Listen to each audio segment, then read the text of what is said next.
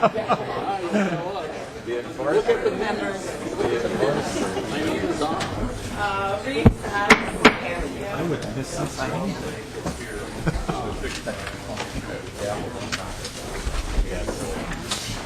Good morning, members. Let me just call the meeting to order and just lay out our agenda for today. We have reserved this morning for testimony from the public, though a couple of people have signed up for this evening, but mainly we're going to have public testimony this morning on two bills. House File 461, which is the Clean Water Fund, Parks and Trails, 641, I'm sorry, and House File 1679. House File 1679 is the governor's proposal for water fees modified and money appropriated. That bill is not formally before us, so I am going to move House File 1679, and I'm just telling you the procedure. I'm going to move it. I'm going to move a technical amendment, and then I'm going to lay it over for possible inclusion in the omnibus bill. So we can talk about it, but we are not going to be voting on it today. But tonight, we will be voting on House File 641. Amendments have been submitted. There, I think, about a half a dozen, so maybe members can even get home at a reasonable time tonight. So that is our agenda. So I have moved House File 1679, and I would like to move the amendment, the A1 amendment, which is a technical amendment. It does not change the bill. It clarifies it. All of those in favor of the A1 amendment say aye. Aye. Any opposition? The A1 amendment is adopted, and so the bill is before us, but I will later lay it over for inclusion, for possible inclusion in the omnibus bill. A number of people have signed up to testify this morning, though we are going to welcome anyone who wants to testify. The testifiers seem to fall into two categories, waters and parks, and because Mr. Meckel from the DNR, who has presented the House File 1679, is in bonding for about 15 minutes. I am going to start with the testimony from folks who want to talk about the parks portion of the bill, and with that, I would invite up Mark Thimming, Scott County, Three Rivers Park, if he is here.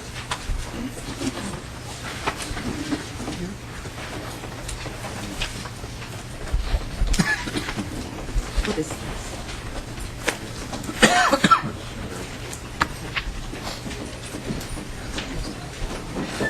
Is Joan Wilshire here?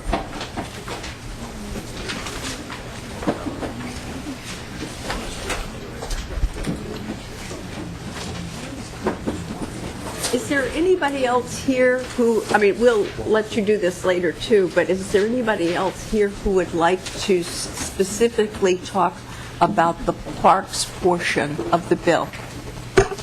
We'd love to have you come up. I believe this is Al Leifert. Yes, it is. Thank you, Representative. Good morning. And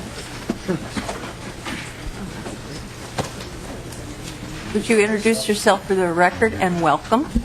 Yes, thank you, Representative Wagenius and committee members. My name is Al Liffert. I work for Douglas County, and I represent the Greater Minnesota Regional Parks and Trails Coalition. With me is Tom Ryan from Olmsted County. Good morning. Good morning. I should also add that, for the record, that I serve as a co-chair for Greater Minnesota and was one of the seated 9 on the Legacy Advisory Funding Committee. And it's also my pleasure to serve on the Legacy Advisory Committee. With that, Madam Speaker, we'd like to make a statement. And I think I'll begin by just reading it. It's short, which I'm sure will help everybody today. We have a big day. Greater Minnesota recognizes that the numbers in this bill differ from the governor's budget, most noticeably that state parks is reduced to 37%, while metro parks are increased to 43%, position that we seriously doubt most Minnesotans would support.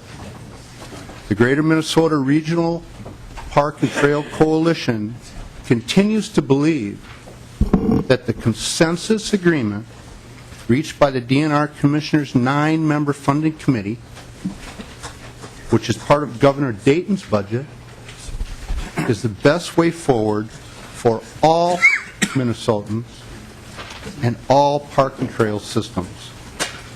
Thank you.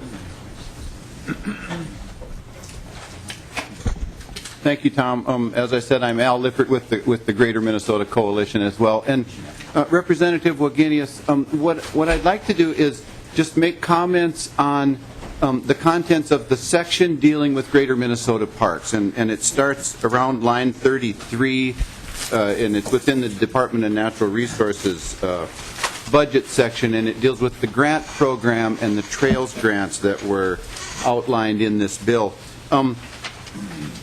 There are several good and very important initiatives in this bill, we believe. Most importantly, for the sections relating to non-metropolitan regional parks and trails, Section 7, which addresses the need for a commission of public officials to help manage the development of a statewide network of regional parks and trails, is included in this bill. We feel this is a very positive step for us and for everyone. We're also deeply appreciative that the author has recognized the need to support the 9-member consensus funding level for regional parks and trails outside the metropolitan area. We do recommend the following considerations or amendments. I'm not exactly sure how that process works to this bill, though. Lines 33.3 through 33.27 detail a series of trail projects for funding. We, the Greater Minnesota Regional Parks Group, are uncertain how this list was developed, but in looking at it, we could recognize that 5 of the proposals, the Swedish Immigrant Trail, the Sunrise Prairie Trail, the Lake Walk in Duluth, the Mesabi Trail, and the Lake Wobegon Trail, have been vetted using the criterion in the strategic plan that was developed over the last year and a half and are recognized by everyone as regional trails. 2 of the others, the Ricori Trail and the Dakota Rail Trail, were listed by our vetting process as probable regional trails but needing more information. The other 4, the Beaver Bay Trail, the Red Wing Riverfront, the Mississippi River Parks and Water Trail, and the Sauk River Regional Park, were not listed on the inventory, have not been evaluated, and we're even uncertain what they are. So we don't really know where the list came from, and consequently have a difficult time commenting on its validity. But we do believe that the strategic plan that was developed over the last year and a half through the 175 study is the best tool for evaluating these investments, and that project selection should be fully vetted before being called out for specific funding by the legislature. That's our opinion. In line 42.3, it discusses,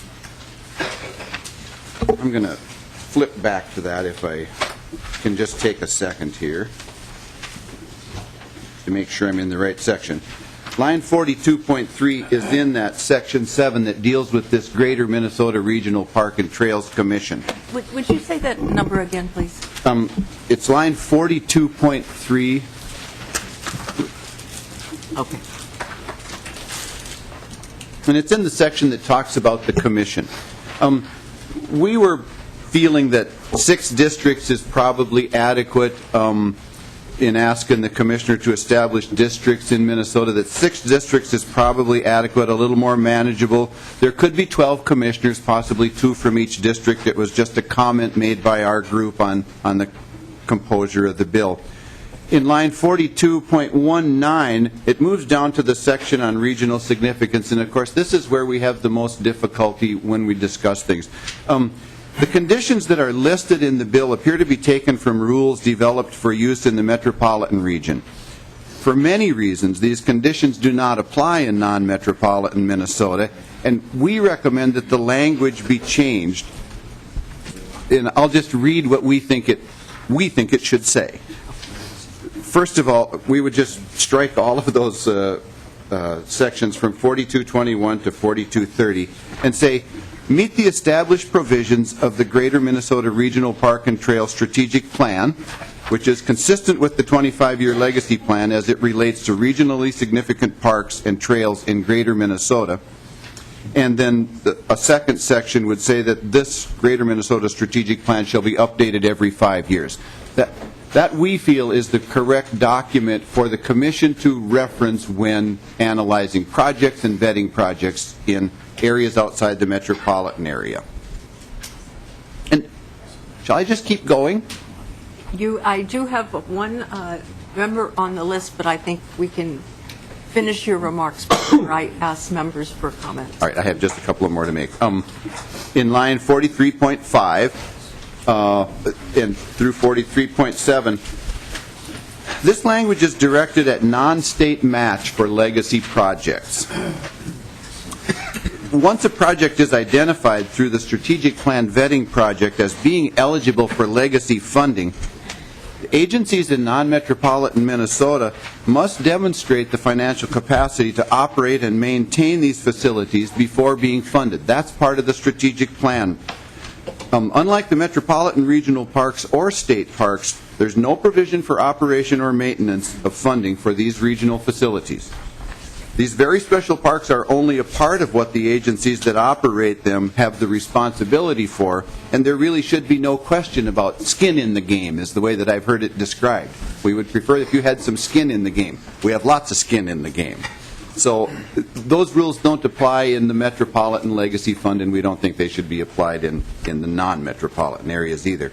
And then finally, we recommend adding a sub-11 and appropriating funds to operate this commission. I said $200,000 in 2014 and $200,000 in 2015 is appropriated from the general fund to the commission so that the commission may hire a director, consultants, or staff to carry out the duties of the commission. And as explanation, there's a tremendous amount of work to do, including organizing and conducting the hearings, planning meetings, and discussions that are outlined within the districts as defined in this bill. Continuing to train the regional park agencies in the inventory update procedures and the visit count surveys that are detailed in the strategic plan. Preparing information for future legislative sessions so that projects can be listed and ranked. The commission needs, for lack of a better word, its own Arnie. I say that as something of a joke and assuming that everyone knows what I'm talking about, but of course I'm referencing Mr. Stepperud, the professional that works for the Metropolitan Agency and does such a wonderful job for them. This commission is going to need something like that in order to perform the way that you hope they will and that we expect them to as well. Thank you for the opportunity to comment. Representative Fall. Thank you, Madam Chair. I guess to either Mr. Ryan or Mr. Leffert, is it? Liffert. Just a question. Who is responsible for spending the money? The $200,000 or the legacy grants? The overall legacy appropriations. Who is responsible for spending it? They're always granted to either cities, counties, or school districts is what state law says, and I think by and large it's counties and cities. Madam Chair, and I guess I thought I was under the impression that we actually in the legislature make the decisions about how the money is appropriated or spent.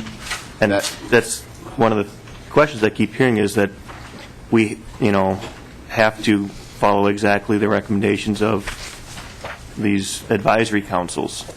But ultimately, those of us here in the legislature are responsible to the citizens, the taxpayers, and the people of Minnesota to make the appropriations. I'm just asking once again, who is responsible for making those appropriations or spending decisions.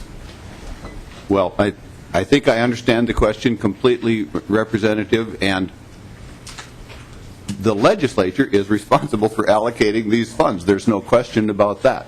We do not call the shots on this. Once the funds are allocated, though, to a subdivision of the state government, like a county or a city, those of us that work for those agencies are responsible for following the procedures set out in state law. So I don't mean to say that you don't have the right to tell us where these funds should be spent. I'm not saying that at all.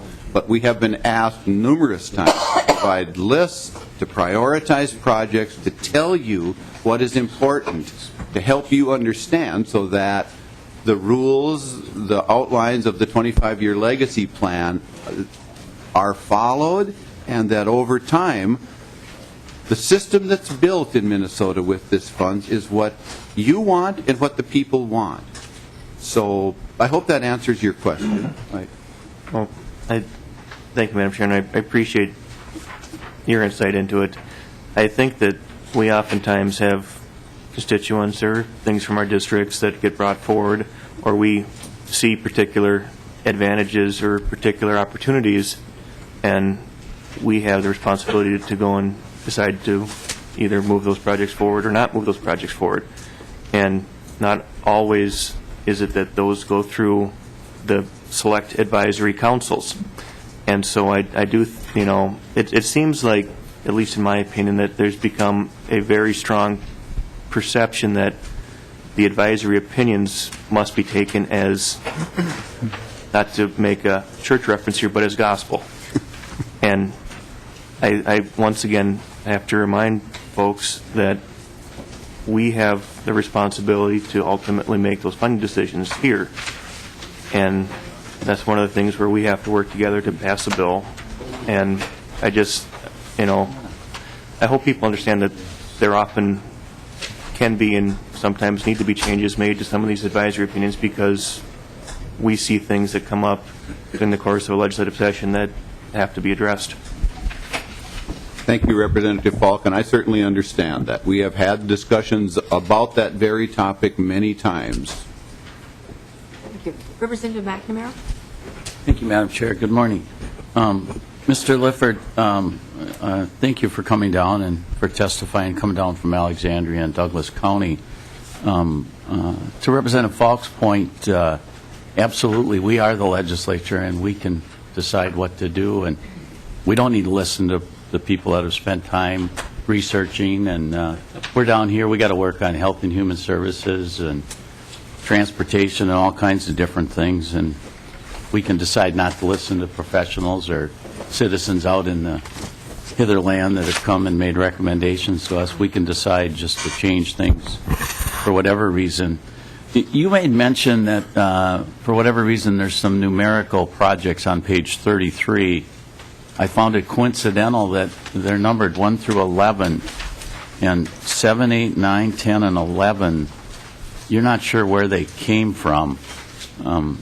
So they're at the bottom of the list. It must be coincidental. But can you say again, you have a process that makes some recommendations. Is there any science or need or rationale for why this group would make recommendations for trails, and why maybe we know better than we should just pick and choose which ones are better than to listen to you?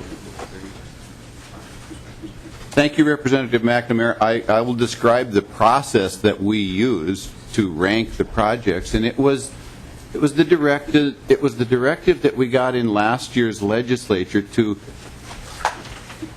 propose and make a system to prioritize projects outside the metropolitan area. And the assumption was that a systematic process was in place within the metropolitan region for providing advice to the legislature on how projects ought to be ranked. We were asked to do the same thing in last year's legislature, and so we did. We formulated an analysis ranking procedure, and we looked at, as the baseline information, the inventory that was conducted by the University of Minnesota that identified regional parks in 2011. That was the list that we started to work from. And when I commented that 5 of the projects were ranked as certainly regional parks and 2 of them were listed as possibilities, those were projects that were on the university's inventory.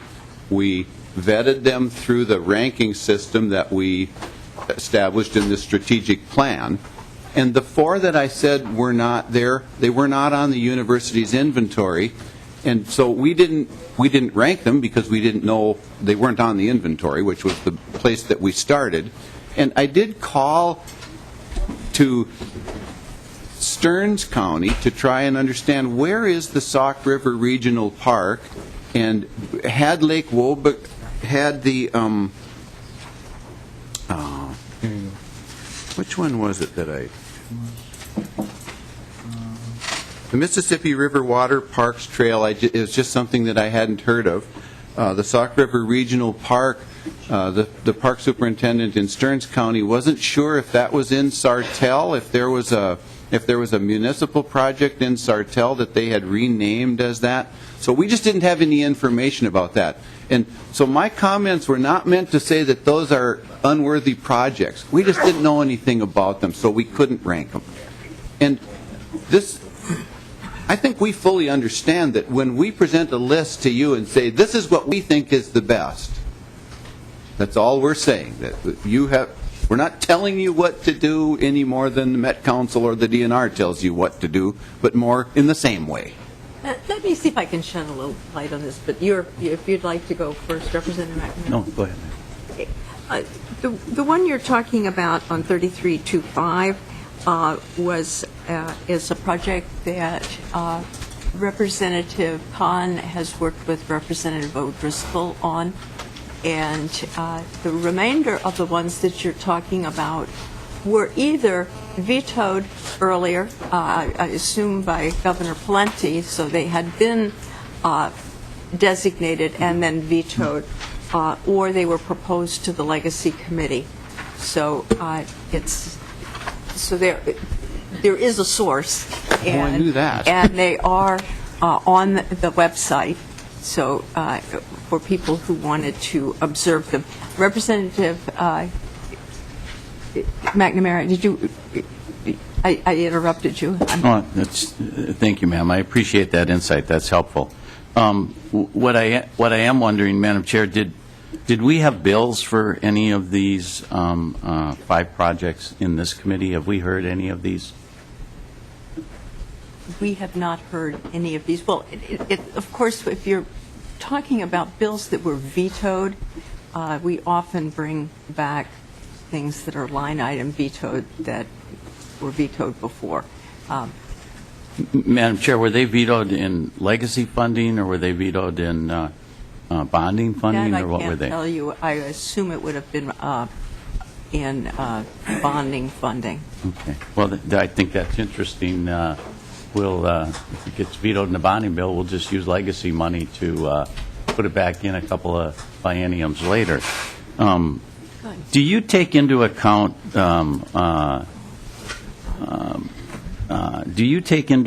things like the location of existing trails? Is it a designation as a regional trail? Do you take into account the number of bikers or walkers or skateboards in your analysis? I just find it interesting. Some of these weren't even on your radar screen. I'm wondering, do we have any kind of analysis? If they're not on your guys' radar screen and it's your job to figure this out, but we may know where it should go, do you not take into account like amount of use and stuff in what you're doing? Well, Representative McNamara, we do take into account the proximity to population centers, which is one indicator of use. So one of our ranking criteria is this connected to a population center or a popular tourism destination, as a way to help decide, is this project better than that project? It's one of the factors that we would look at in ranking a project in our system. Thank you, Madam Chair. Well, let me see if I'm understanding something I didn't understand before. This Sauk River Regional Park is something that it's my understanding that you funded before, so this is an extension of funding. Okay, Representative Falk.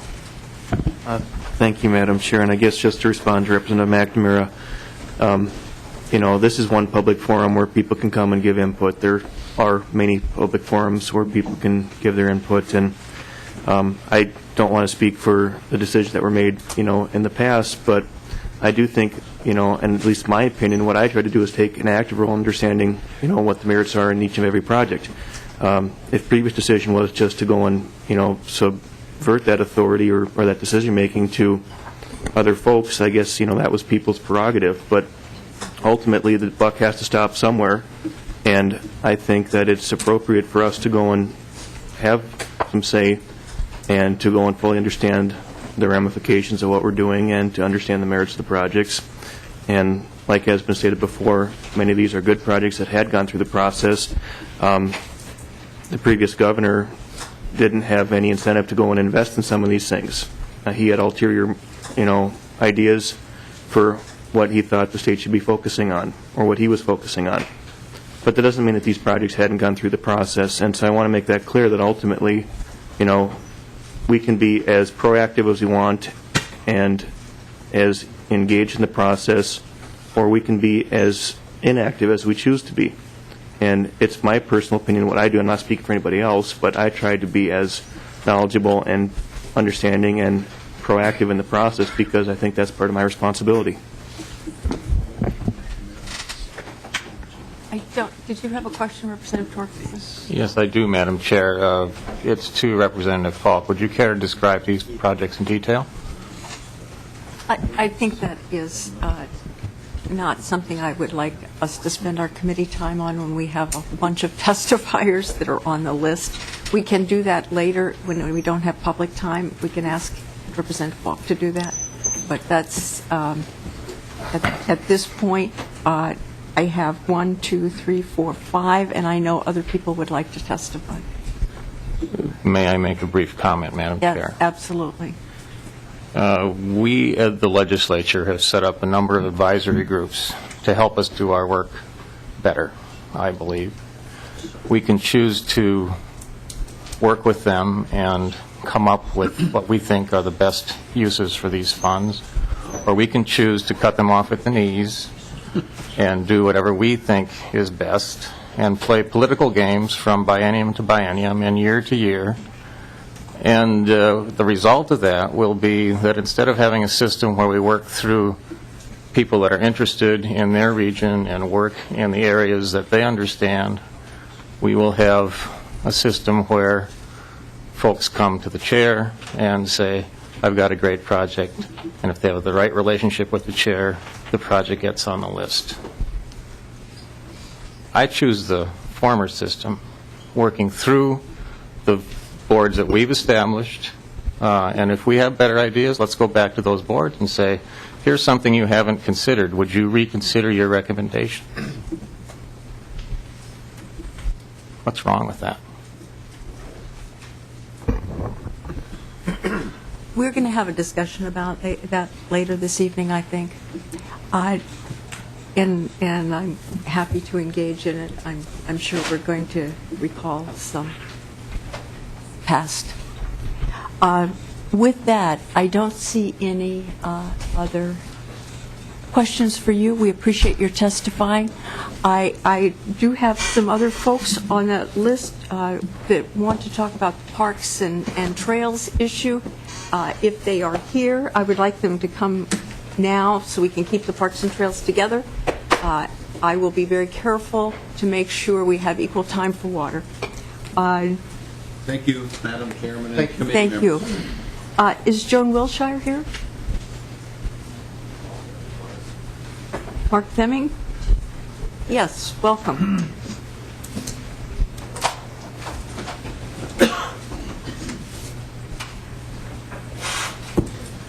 Good morning. Thank you, Madam Chair, members of the Commission. My name is Mark Themig, and I represent Scott County as their manager of the Regional Parks and Trails System.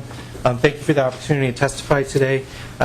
Just testifying in regards to the sections related to the Metropolitan Council.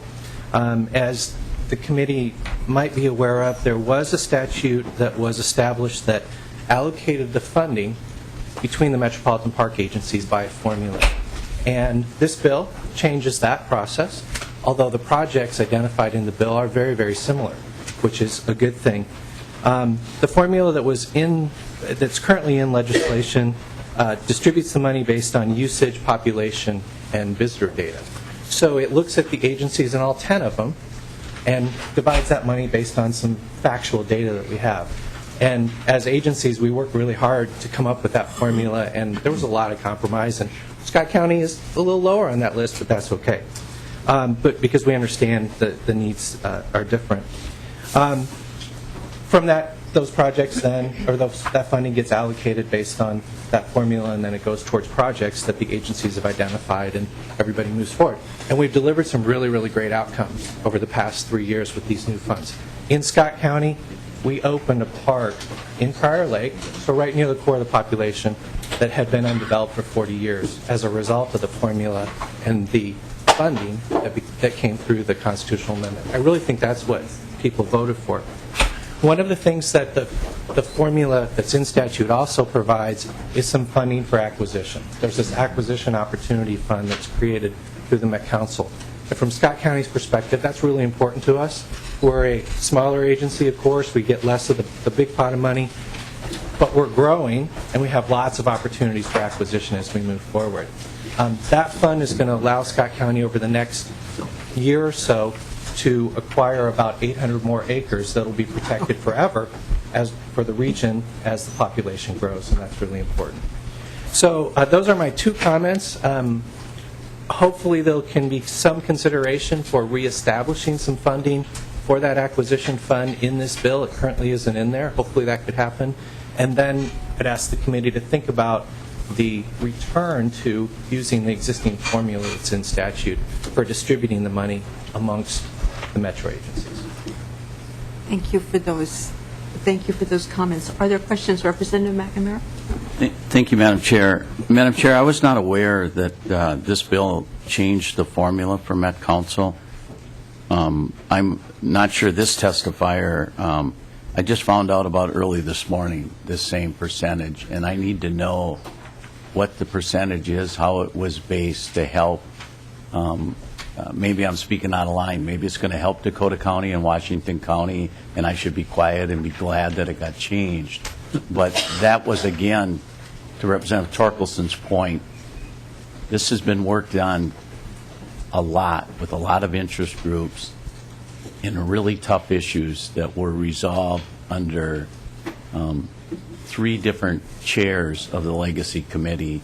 And I really am nervous about completely disrupting it, Madam Chair. So I believe Mr. Stefferud's in the audience. Again, I know you want to do all your public testimony, but at some point I'd like to hear, I have not seen a spreadsheet of what the new percentages are. I don't know if you want to give us those by tonight, but I'd like to know what the percentages are, who the winners are, losers, because these bills look completely different. Just got unveiled a few hours ago, day and a half at the most.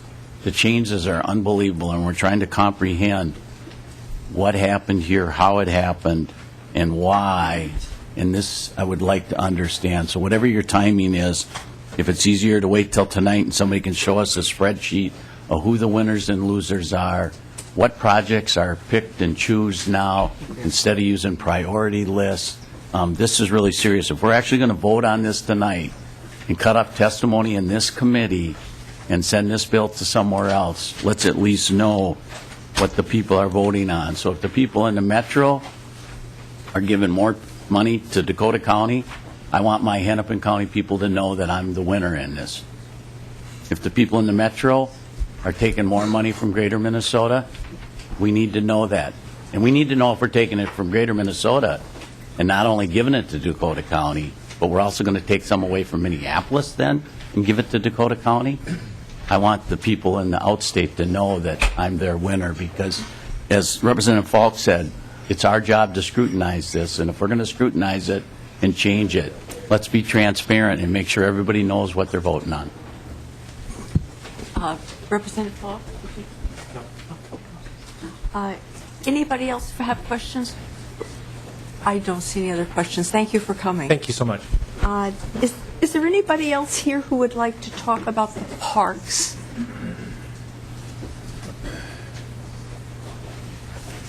I don't see anybody else. If somebody comes in before, so we have a few more minutes for parks issues, I'd be glad to do that. So we'll go on to waters, because I do think there's some folks here who have come from out of state or out state. So we will try to, we have Alan Peterson, who's president of the Irrigators Association of Minnesota. Would you like to come? And I see Mr. Meckel is in the room, so if members have questions for him, he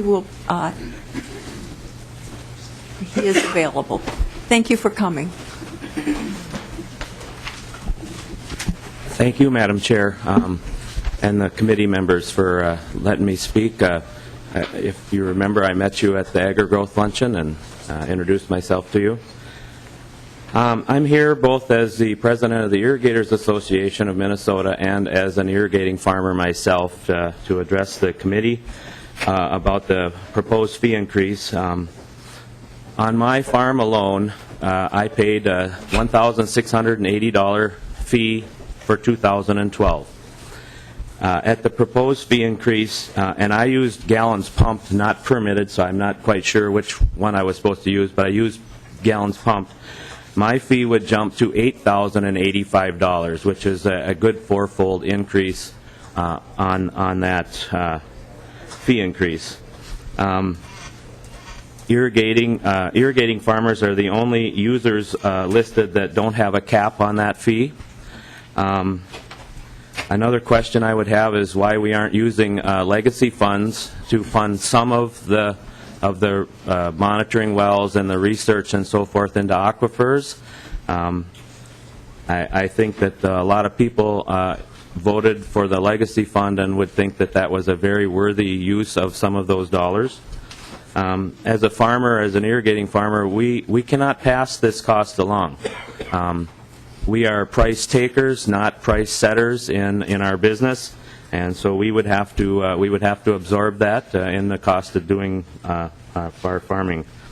As an Irrigators Association, I would rather see a flat fee rather than a per million gallons. As rainfall comes and goes on years, there are certain years where we only pump a fraction of the water that we pumped last year during a drought year.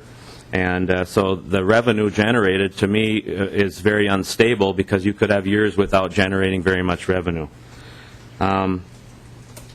Another consideration is that the water that irrigators use does not end up in New Orleans by, say, for instance, someone from the city who got up this morning, took a shower, the water goes down the drain into the wastewater system, into the treatment plant, into the river, which goes ends up in New Orleans. Irrigation, we pump it out on the land. The crop uses as much as it needs to, and the rest is there to replenish the aquifer if it's not used. We like to remind people that it costs money to irrigate, and we try not to waste any water or money because that's what pumping excess water and so forth would do.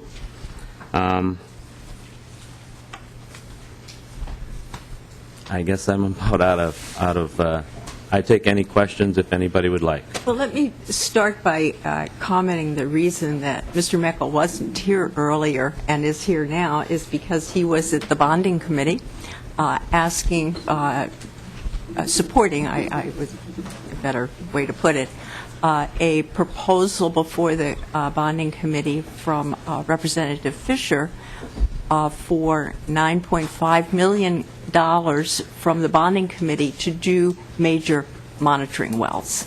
So the citizens of Minnesota in the entirety would participate in that monitoring system. So when you ask if there were additional monies, that's one place where hopefully that will be funded. I certainly support it. The other thing you asked about legacy dollars, and we have put additional dollars in the legacy bill for water, work on waters. And I will, just off the top of my head, I will tell you about two. There's money for stream gauge monitoring, and that's one of the ways you can tell how, if your streams are drying up, you're drawing down too much water, kind of basically.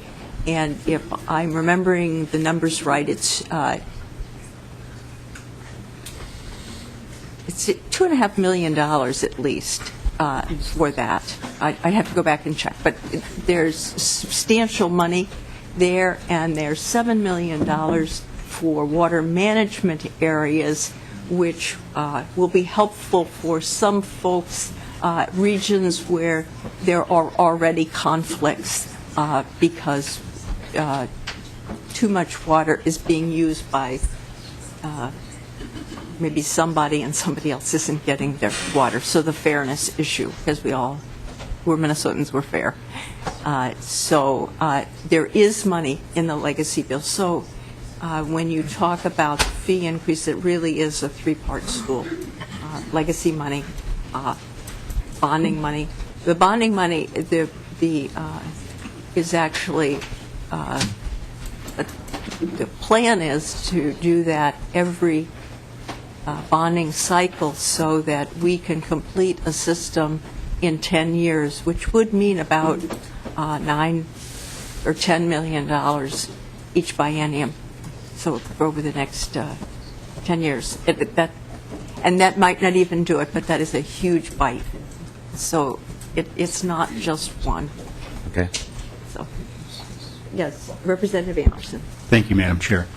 Mr. Peterson, thanks for your testimony, and I appreciate your words that farmers try to be as efficient as they can be to keep their overhead costs as low as possible. And over the last few years, 5 or 10 years, a lot of advancements in technology have been made. Could you talk about just a couple of the things that the irrigators do to, again, lower their input costs and in the long run to save water when they apply irrigation water to their crops? Low pressure irrigation comes the first thing that would jump right off the page. By DNR's own slides at our annual meeting, a lot of people like to compare last year with, say, 1988, which was a very major drought. And there are a significant number of more permittees pumping water now versus 1988, but yet the water use as a percentage did not go up near as much as the permits would show that it did. And that's because of the lot of farmers are converting to low-pressure irrigation rather than an irrigator needing a 100-horse pump and pumping at 100 to 120 psi, which was some of the earlier systems. That same farmer could today pump with probably a 35 or a 40-horse submersible pump and run it at 30 to 35 psi and get, instead of having to use 1,000 gallons a minute, that same low-pressure system, because the water is put out of the irrigator lower to the crop and so forth, you don't get as much evaporation and so forth from the high-pressure systems blew it up in the air, like the impact sprinkler heads all did, and you're not losing near the amount of water. And there's NRCS has been very good with their EQIP funds to assist farmers to convert that down. So you're saving water, and a 40-horse pump versus a 100-horse pump saves a lot of energy from the power companies, and so those are the first things that come to mind. Cover crops, minimum till, so that the ground isn't as bare as it used to be, and water isn't being wicked away by the sun and the wind and so forth, would be another tool to use for irrigating farmers. We have a list. As Representative Anderson was asking his question, I had an opportunity to look at the Clean Water Bill that is before this committee, And we are recommending, or the bill that I am carrying is recommending $2.5 million each year. So that's $5 million for stream gauge monitoring. This is above the request that the governor made. So you can see that we are using the legacy fund. That is the legacy money. I appreciate that. Okay. Representative Khan is next. Yes. Sir, I've seen these numbers somewhere, but I'm not sure what they are. What is the value, what is the increase in value of your crop grown on irrigated land versus non-irrigated land? And let's say an average year, last year, which wasn't totally a drought year in Minnesota, but wasn't a great year.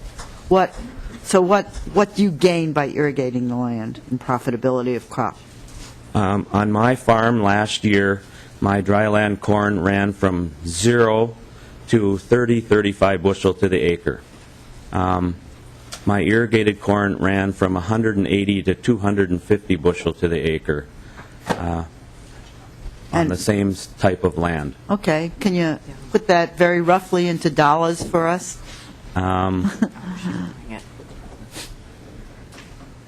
Okay, I got to think. But just tell us what corn sold for last year.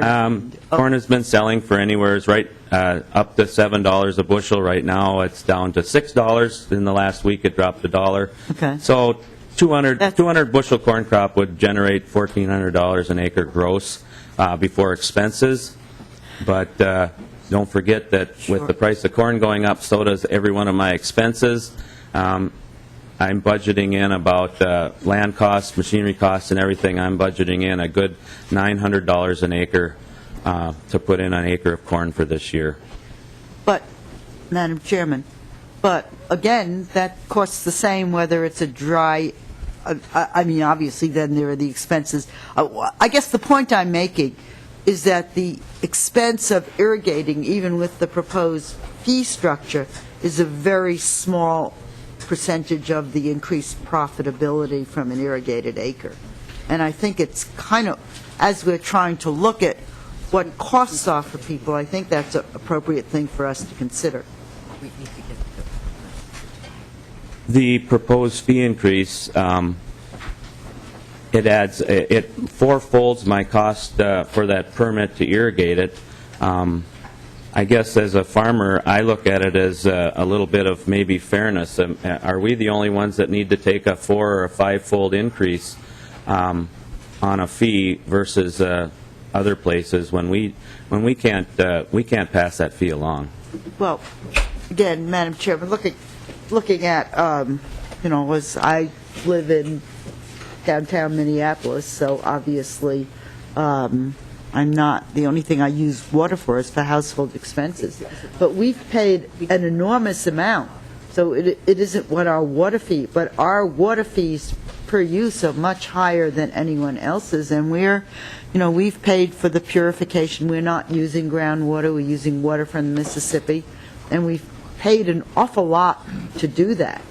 And I don't know, I think we've seen the chair, who's much better at remembering any numbers than I can probably tell what, my cost per gallon is for water that I'm using as compared to people in the rest of the state who are, who haven't paid the base prices to do what I've paid for to get that source of water to my house. And I can't address that. I don't Yeah.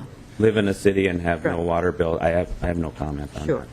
But, I mean, the point I'm making is that we're all paying some differences in water fees, and I think a fee that dramatically increases the profitability of land ought to be much more tenable than, than other fees that we're doing for various reasons. It's not all profit to irrigate land. In my county alone, my county taxes me more on an irrigated acre than a dryland acre, so my cost goes up.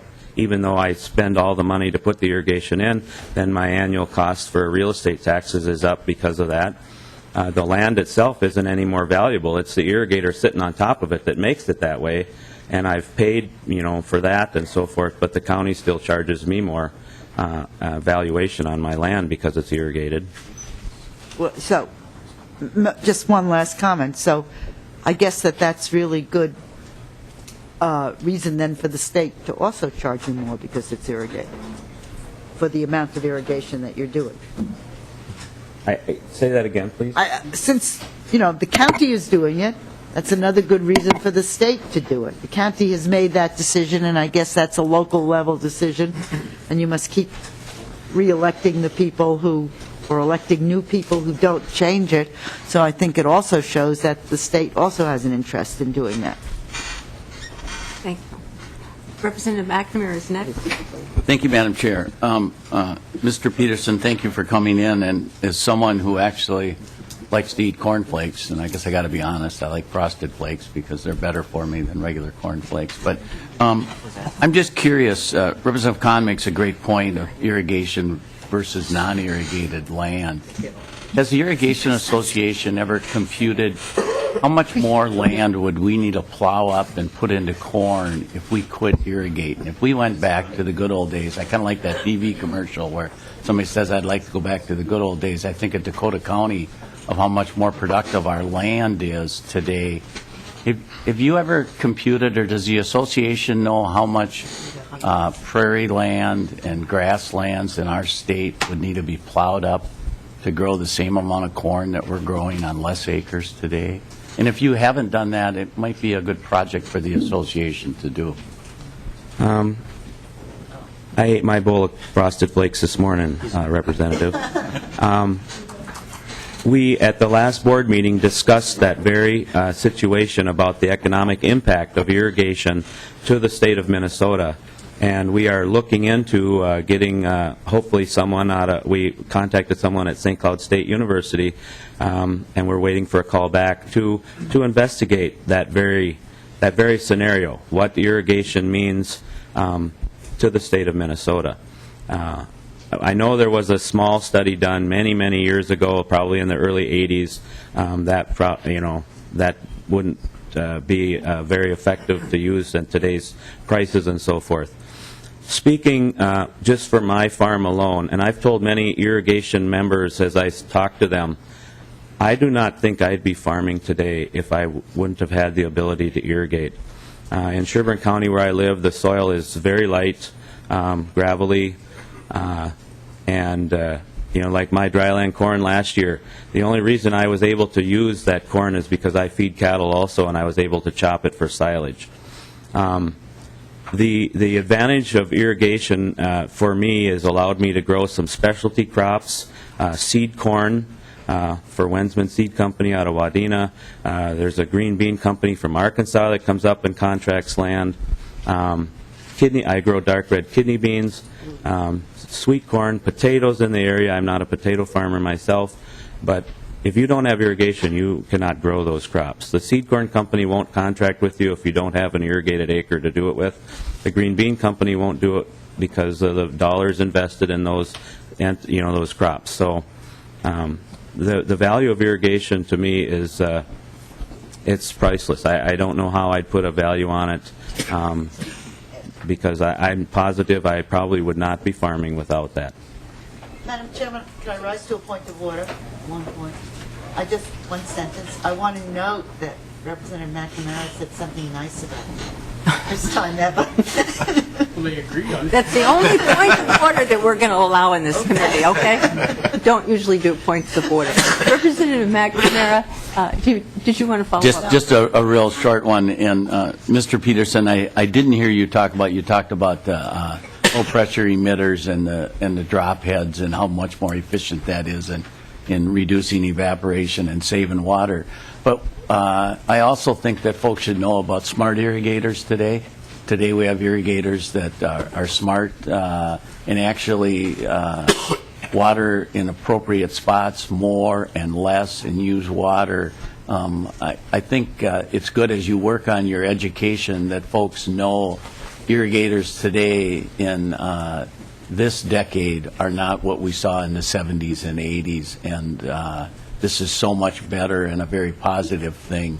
And the association should know and support the importance of monitoring wells so we know the impact on our groundwater. And I hope your association realizes the importance of that in finishing the geological atlas so that we can know what we're doing and that it is sustainable for your future generations too. So thank you. As an Irrigators Association, we are not opposed to any monitoring wells and the monitoring of the groundwater levels. We've always been supportive of that. If you go on DNR's website, you can find the list of where all the monitoring wells are. At the moment, they're mostly located in the irrigated areas of the state. We think that as an Irrigators Association that having more wells will justify, or I shouldn't say justify, verify the fact that what we are pumping is sustainable of these aquifers, especially in the irrigated areas of the state. And so, no, we are not opposed to any monitoring wells. The more the better. We think that's good for the state. It's good for the irrigators also. And the technology you're talking about is variable rate irrigation, which is a new technology. It looks very promising. It's a little expensive at the moment, but the price, as technology always does, price will come down and hopefully make it affordable for more irrigators. Mr. Peterson, the more you all have a conversation, the more you give me a chance to think of the things we've put in the legacy bill that will help you. And so now I have been reminded that we put in additional money above the governor for the geologic atlas to get that on a 10-year track too, and that's been helpful to Sherburne County. So now, if my math is correct, we have now in the legacy are matching per year what we are asking for in the fee increase, the governor's fee increase. So they're just about at parity, I think. But you talk a little bit longer and I may remember more. I don't eat cornflakes in the morning, so I haven't had that much sugar, and I'm not quite there yet. We're going to have 4 more questions here, and then we're going to move on to other testifiers. Representative Erickson. Thank you, Madam Chair. In your area, are there new wells being dug to irrigate more acres? I believe there is. I haven't applied for any myself, but I believe there is in Sherburne County. And thank you, Madam Chair. Mr. Peterson, are the new wells being dug, are they going deeper? No. They're all basically at the same depth? I haven't heard of, and it all varies. I have wells from anywhere for irrigation from 52 feet to 99 feet deep. Just depends on, where we drill the well, where that water table is and so forth is at. I have not heard of anybody having to drill deeper to find water in my area at all. Okay, thank you. Sherburne County is one of the areas of concern, however. So, Representative Anderson. Thank you, Madam Chair. Just a comment on Representative Kahn, her statements, and I know you dabble in agriculture, you raise chickens, so you're a little bit involved in ag.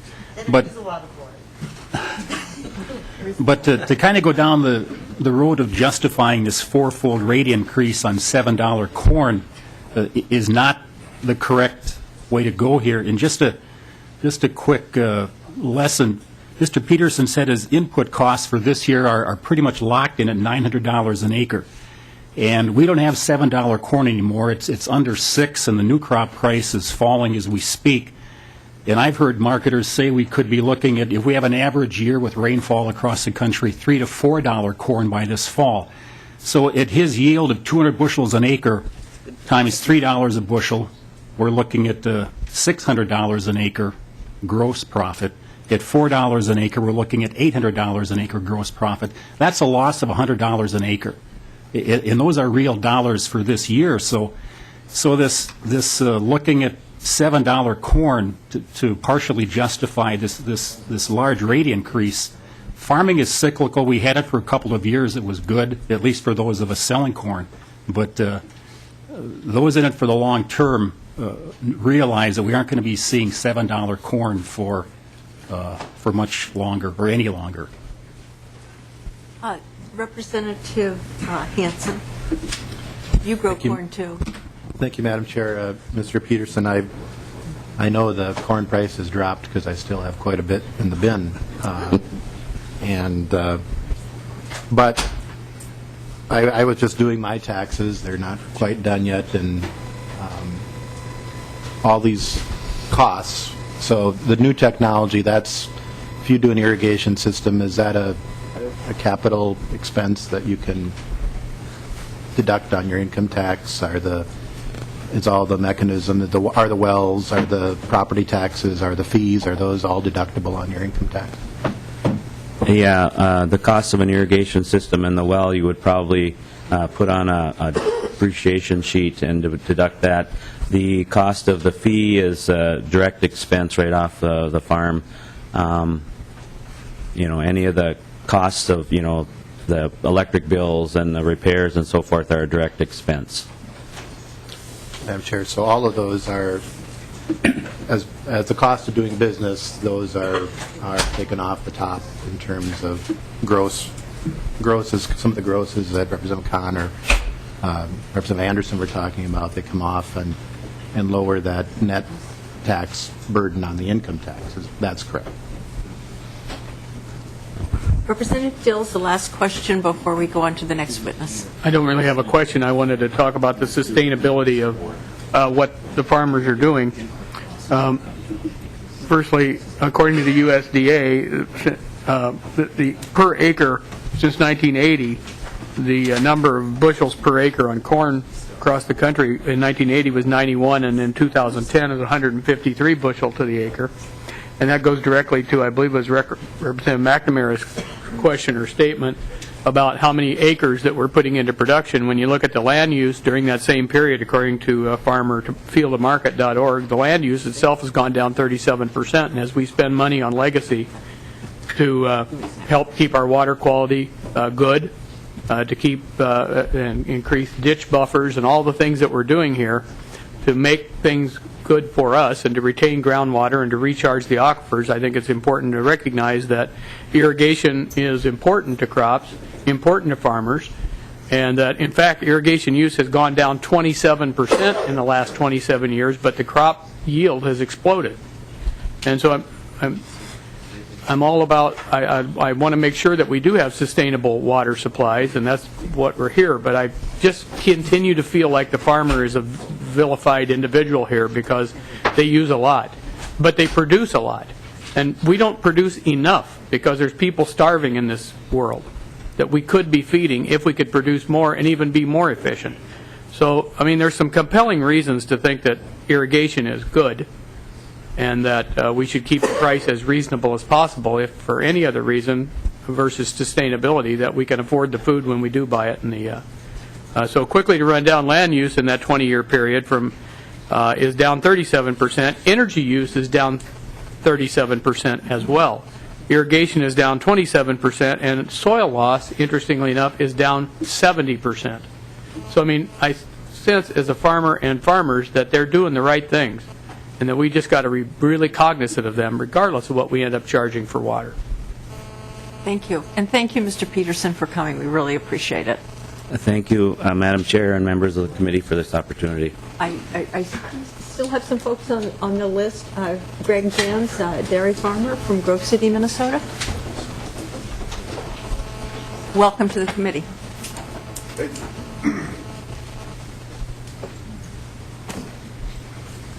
Madam Chair and committee members, my name is Greg Jans, and I'm a dairy farmer from Grove City, Minnesota, which is in Meeker County, and I also serve as a director for Minnesota Milk.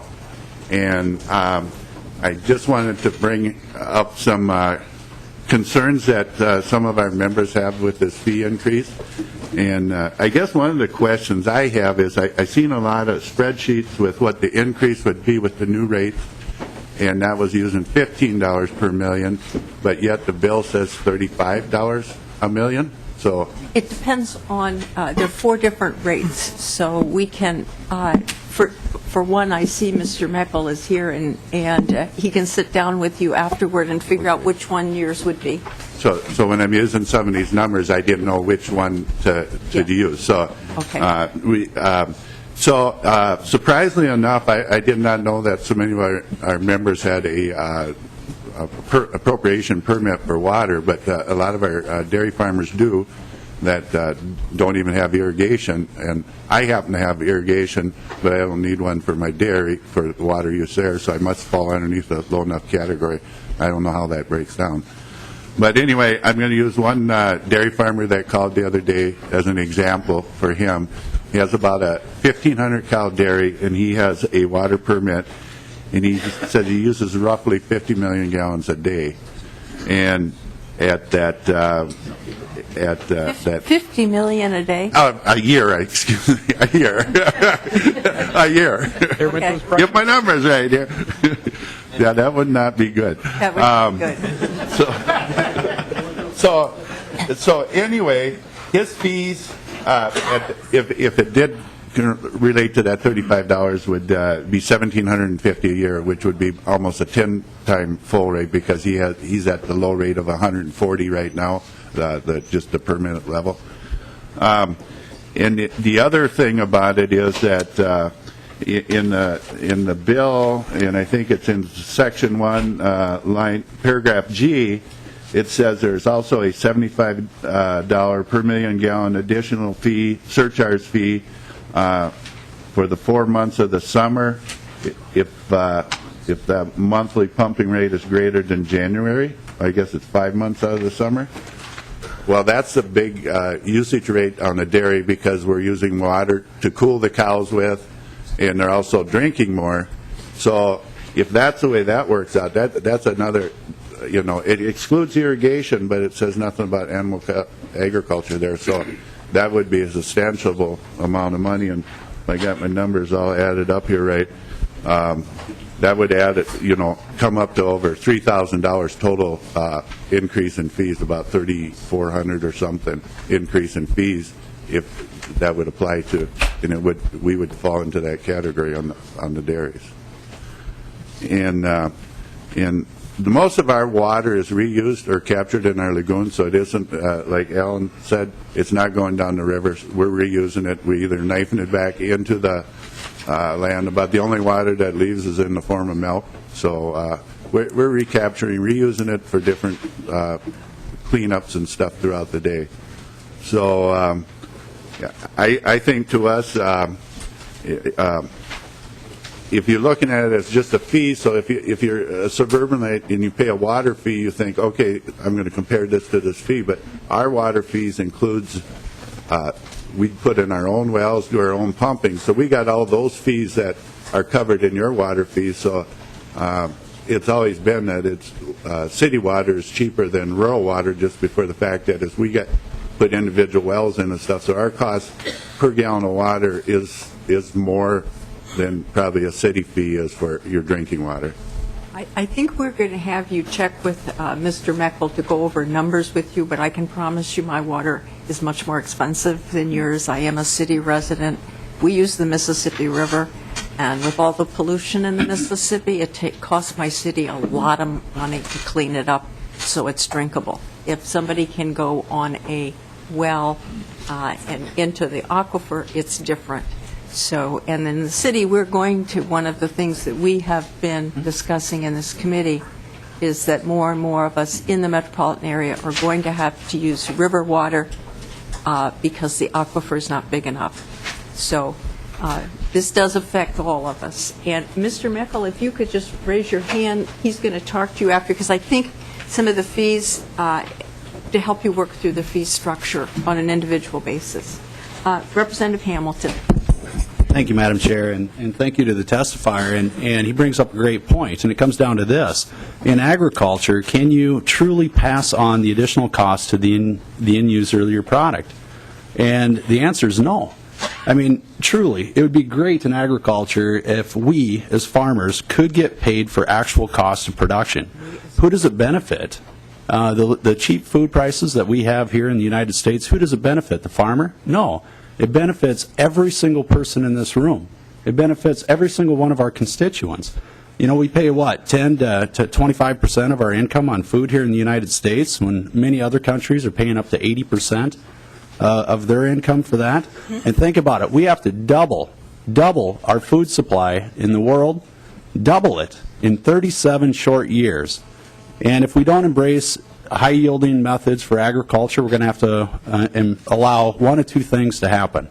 We're either going to have to plow up critical habitat, or we're going to have to allow even more people in the world to starve to death. So no question there, but just a comment. I want to thank the testifier for coming out. Thank you for everything that you do. It is a noble profession, and thank you. Yep. Thank you so much, and I want to make sure that Mr. Meckel speaks with you afterward. Thank you, Chair. Okay, and now Michael Schmidt from Minnesota Center for Environmental Advocacy. And after he's there, I don't have anybody else on, David Wagner would be next. Thank you, Madam Chair. Thank you, committee members. I'm here to speak on 641, the Delete Everything Amendment.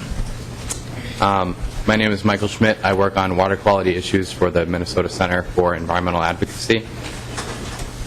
We appreciate the leadership that the chair has shown in putting together a comprehensive bill to allocate the clean water funds for the next biennium. We haven't had a great deal of time to review it, but we appreciate the special consideration for groundwater that the bill contains, because that is a critical issue, as we are hearing today and have heard in this committee before. And I would note that the constitutional language passed by the voters in 2008 does include groundwater, so we need to be sure to consider that as we allocate the Clean Water Fund.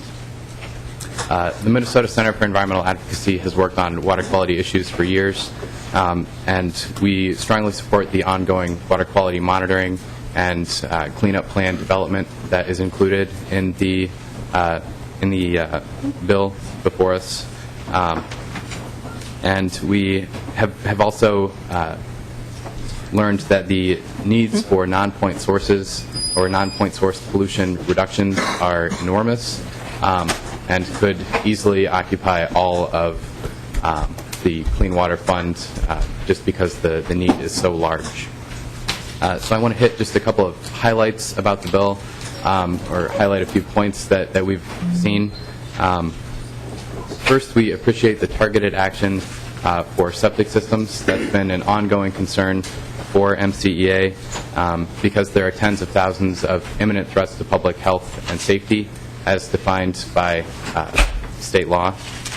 And right now we are not on track to clean those up in a very timely manner. So we appreciate the focused effort to get that done, because there should be a one-time expense to find and correct all of the outdated systems that do not provide treatment for water or for the wastewater that results.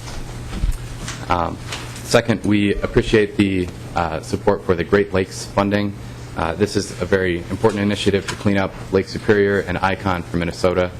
And the area of concern in the St. Louis River estuary is one of the largest and most complicated areas of concern. It's essentially a hazardous waste area that needs treatment, and this leverages federal money so that we can get that done. Third, we appreciate the support that the bill provides to encourage counties to update their shoreland rules. The existing shoreland rules have been around for a long time, and MCEA has participated in stakeholder processes and other discussions about trying to get those updated so that we can deal with 21st century problems in an updated shoreland rule. One concern we have is the cut, or the level of cut to non-point source funding, because as I mentioned before, this is a major issue for Minnesota. A lot of our surface water pollution comes from non-point sources, and so that's a very significant issue, and we need to target our funding to make sure that we get the most effective outcomes from any money that we spend to reduce non-point sources. And any cuts in implementation funding will essentially result in more non-point source pollution because we aren't getting it cleaned up as quickly as we otherwise would. One other point is that the ag certification language in the bill we think could be strengthened. It's a little bit difficult to evaluate when we haven't seen the analytical tool that's going to be used to determine whether a particular farm is certified.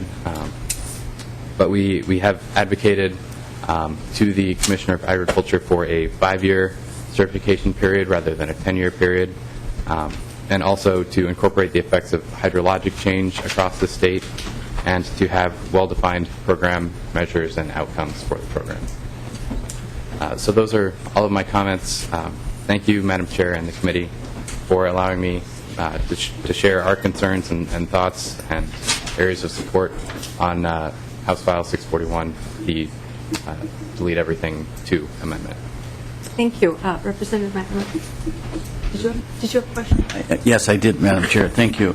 Mr. Schmidt, thank you for coming in. I'm just curious, you talked about some of your support for the different things in the bill. Do you support the reductions, the cuts to Bowser for the on-the-ground work that's in this bill from the governor's recommendation?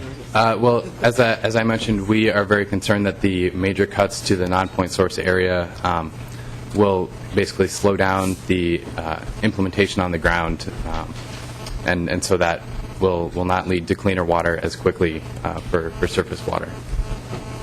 Thank you. And Madam Chair, the other unrelated question, as opposed to spending a couple $1 million on shoreline rules, why don't you advocate and why don't we just fix the shoreline rules? Do you really think giving a few dollars to somebody out on Lake Minnetonka is going to get them to quit mowing the grass down to the water? We have been advocating for updated shoreline rules for a long time and are continuing to do that, and we think a comprehensive statewide solution would be a great way to do that. We just think if that isn't going to happen, we need to encourage counties in other ways too. So we are trying to get that done in any way that it can be done. Representative Torkelson, then I want to make sure we have time for additional testimony. Representative Torkelson. Thank you, Madam Chair. I want to try not to take too much time. I'd like to hear more about your perspective on the ag water certification program, how you think it's going to come together, and how you think it might actually work. Well, that's a little bit hard to say because it's still in the development process. A member of the Minnesota Center for Environmental Advocacy did sit on the technical advisory committee and provided input, but we don't really know exactly how it will work, and we still have concerns that it address all of the issues that we raised with the Commissioner of Agriculture, including the things that I mentioned, having a shorter timeline, including hydrologic change in the analytical tool, and making sure that there are well-defined program measures and outcomes. Thank you, Madam Chair. Yeah. Just a quick follow-up. Part of this program is certainty. You're recommending a shorter time frame of certainty. What are we getting certainty from? Well, I believe in the language of the bill, it describes that. I guess it's from the... Let me help out here. The certainty is that the certification remains for the time for the 10 years. It is 10 years in the bill, and the certification cannot be taken away from the farmer if the farmer is following the practices that the farmer and the Department of Ag agreed to in contract. Oh. Wow. You've redefined the program, Madam Chair. That is the way the statute reads. Thanks so much. Thank you. Or the bill, not the statute. David Wagner.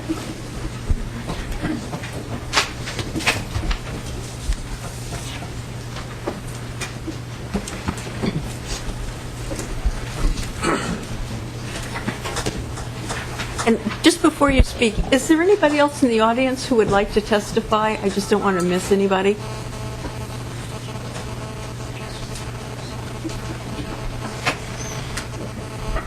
One more. Okay. Okay. Thank you, Madam Chair, members of the committee. My name is David Wagner. I work for St. Paul Regional Water Services, but today I'm representing the American Water Works Association. I'm the chair of our Water Utility Council with the American Water Works Association. And we represent basically the water providers in the state of Minnesota and the related industry to the water providers in the state. Just a couple of quick comments. Certainly we support and share the goals of the DNR that's being proposed under this program. We would question, however, that we're certainly paying appropriation fees now, and what are those appropriation fees going for now? Also, could other funds be used? I guess we'd ask if other funds could be used to support the projects that are listed there, Clean Water Legacy funds or other. So that's really all I had to say.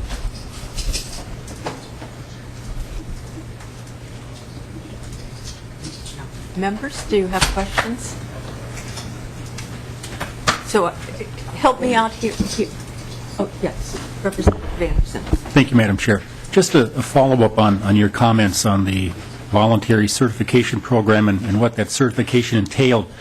Would a farmer be exempt from any township, county, or watershed regulations in that 10-year period, if any new ones were enacted? The way I understand it, and I will have an amendment tonight that says ordinance or rule, and that was it. We cannot, sitting here, say that a next legislature can't change the rules. We can't do that. That's just not our prerogative. However, our prerogative is that we can say, and the department can write a contract with a farmer, and that contract can say that if you are following what we agreed to, you've got some equip money, for example, and you agreed to some practices, and we're going to work with you, and we're going to give you technical advice, and we're going to give you other support. Once that all happens and there's an agreement, and they've got a written agreement, then the Department of Agriculture cannot take away their certification. So they can advertise themselves as certified for that 10-year period. And actually, I think it's written so it can be extended, though I'm not up on that. Representative Anderson. But again, Madam Chair, when we tell a farmer he's going to be exempt from rules and statutes for 10 years... We can't tell them that. We can't? No. Okay. Thank you. Representative Hamilton. First of all, I think we have a witness up here. Does anybody have a question for our witness? I don't see any. Thank you so much. We have a couple more people who would like to testify, and because we have time to have discussions among ourselves later. We're going to get all our testimony done this morning. Mr. Jaski, would you like to come up? And was there somebody else who wanted to testify too? Ms. Bucks, you can come up too. We have 5 more minutes. And you can share the time equally. Oh.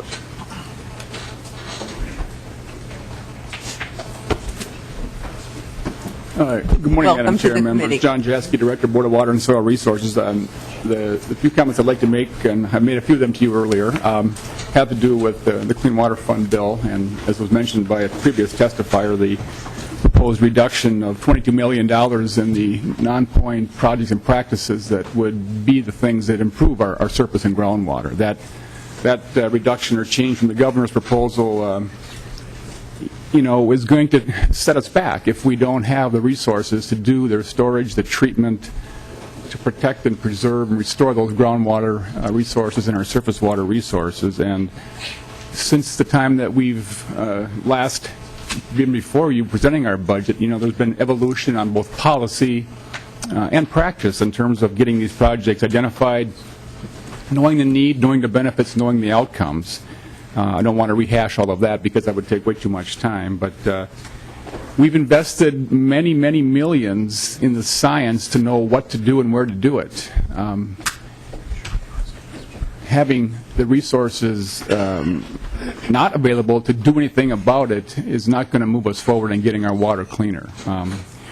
We've made great strides in making sure that those resources that have been put into the science are going to be useful and used. Policy passed last year and some being proposed this year, I think would accelerate that. But without the resources to put onto the ground, none of it will become reality. And yesterday, I met with commissioners of DNR and pollution control and agriculture and renewed our commitment to the governor's recommendations and specifically to the importance of the non-point source funding to get the projects and practices on the ground to clean up our surface and groundwater. Thank you. Representative Paul. Thank you, Madam Chair. I would move approval of the minutes from the April 2nd meeting. Oh, all right. I don't. Representative Falk has made a motion to approve the minutes. I don't see any. All those in favor say aye. Aye. Any opposition? The minutes are approved. Welcome to the committee. Welcome, Madam Chair, members of the committee. My name is Leanne Buck. I'm the Executive Director for the Minnesota Association of Soil and Water Conservation Districts. Again, we do appreciate the work. This legacy amendment and dollars are very important to the whole entire state. And so, again, thank you for your strategic discussions with that. Our concern would be, obviously we're concerned with the amendment because it's specifically the $22 million reduction to Governor Dayton's recommendation to the Board of Water and Soil Resources funding. We understand the importance of groundwater, and we also understand the importance of surface water. And so with that, we're looking at this, the amendment that we see, the way it looks, it is reducing non-point implementation practices on the ground projects. And it shifts the funding into studies, assessment, larger state staffing, and larger state government. And so as we're looking at that, again, we're seeing it as getting the job on the ground is critical for the state's water quality goals. And so again, we support a very balanced approach to the science, the research, and the assessments that are out there. In our shop, we like to call it somewhat of a shift, maybe. We want to avoid shifts from working lands to land retirement. We know there are other areas. Yesterday, or 2 days ago, I apologize, it was referenced that Bowser, well, they might be getting more money in the legacy funds. And again, that tends to be land retirement. So we're trying to balance it also with the workload that both Bowser and local government does with what I would call working lands, that farming, agriculture, forestry, and of course community land. And again, we saw the clean water funds as an investment into the surface water and non-point practices. And we realize that you have the opportunity and you're gaining, and again, the groundwater issue. But again, I just want to go on record that we don't want it seen to be done at the loss of getting those on the project ground. Sometimes I look at that as, a lot of the assessment, the work, I guess the question I have at the end of the day, I sat yesterday and looked up the general fund account from 2006 and also then the general fund pie chart. And when we have 0.8% left of the, of funding for the general fund that goes to both agricultural and environment, I wonder sometimes if we're so busy looking at all these different accounts that we miss the bigger picture of how we can make some larger investments in general fund appropriations. So again, I do understand the groundwater. At the same time, Bowser has asked us, and as local government, I believe on the books, there's $243 million worth of projects that local government's ready to look at, and that leverages another $110 million. So again, as soil and water districts, we're looking at doing what you want. We're targeting, we're doing competitive process, we're increasing our reporting, we're increasing our auditing, we're looking at recording those desired outcomes, we're doing partnering, we're doing leveraging, we're doing this all on voluntary practices. So again, thank you for the consideration, and again, that's where our concern is. Thank you. Thank you, and thank you for bringing up the word balance, because that is the hardest thing for us to achieve, and that is what we're looking for. Members, we will reconvene. We are adjourning, not adjourning, we are going into recess, and we will reconvene here at 6 o'clock. Representative McNamara. Thank you, Madam Chair. I just wanted to make sure that I'm assuming that we're going to be here very late tonight, and I want to make sure that DNR, MPCA, I appreciate Director Jaski coming up, but I had asked before to get the changes from this bill from the governor's recommendations, and I will ask tonight, Madam Chair, for the agencies to come forward and walk through the bill line by line with all the changes, all the language changes in the bill from their agency recommendations so that we all know what's actually in this bill, because it's changed so much in a matter of hours from what we had seen that I think it's going to be important for the agencies to let us know what they have in this bill that's different than their recommendations, and that they will tell us if they support them. So as they walk through them tonight, Mr. Kudelka or Mr. Meyer, Director Jaski, or whoever's going to come, can be prepared to go through the bill, their sections of the bill, and let us know if they support the changes, what the impacts are, what work's going to now get done that wouldn't get done, and what work is not going to get done that you had proposed to do, so that everybody in this committee can know what we're voting on. Representative McNamara, I think you are making a good political statement here. You asked the agencies to write down and make comparison sheets. I think each of the agencies has done that, and that is in members' packets. I hope members take an opportunity to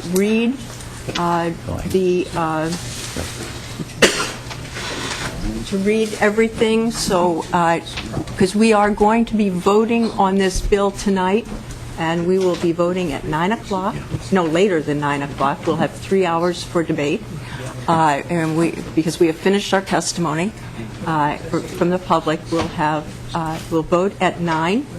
There are very few amendments, and just for the audience to know, most of the amendments are small. There are 2 amendments, one to go to the governor's recommendations for the original governor's recommendations for parks and trails, and the other is for the original governor's recommendations for the Clean Water Fund, which I'm thrilled to see that the Republicans have now accepted the full funding of the Governor's Certainty Project. That is real progress here. So I'm glad to see that, and we will have a discussion tonight, and with that, we are in recess.